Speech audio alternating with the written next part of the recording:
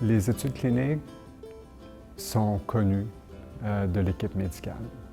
Les études cliniques en oncologie, les études cliniques pour le cancer du poumon sont connues des équipes médicales lorsque les patients se présentent dans un centre d'oncologie pour traiter leur cancer du poumon. Parfois, des études ne sont pas disponibles dans tous les hôpitaux. Ça, c'est ça qui est un peu complexe dans un contexte canadien, mais c'est comme ça partout à travers le monde. Donc, ce n'est pas spécifique au Canada.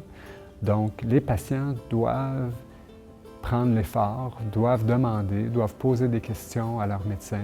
Donc, si on visite un hôpital qui n'a pas d'études cliniques possibles, parce que c'est un trop petit hôpital, l'hôpital ne leur donne pas la structure pour faire des études cliniques, il faut poser la question en général au spécialiste qui, lui, connaît les centres où des études cliniques peuvent être disponibles.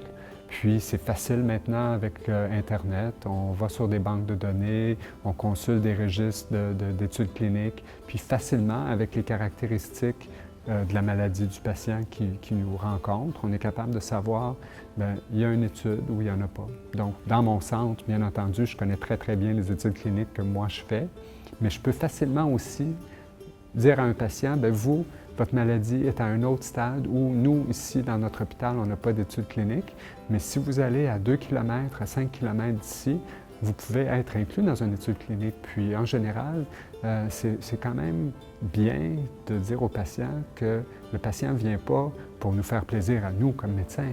Lui, il vient pour avoir les meilleurs traitements pour lui. Alors, il ne faut pas que le patient se sente attaché puis dans l'obligation de rester à un médecin, ce qui est souvent perçu par les gens. Il faut qu'il fasse confiance aussi au médecin qui lui dit « si vous allez dans un autre hôpital, je ne vais pas vous référer dans un endroit qui va vous offrir des pires soins.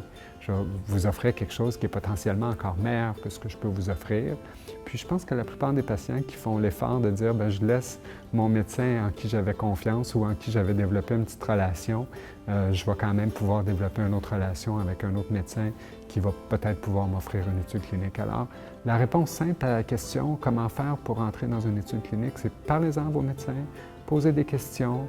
Si vous avez peur de poser la question, écrivez-le sur un petit bout de papier. Puis quand vous rentrez dans le rendez-vous, vous mettez le petit bout de papier sur le bureau. Comme ça, le médecin, il sait que c'est des sujets que vous voulez parler avant de quitter le cabinet. Alors ça, je pense que c'est la meilleure façon de savoir si vous pouvez participer à une étude clinique.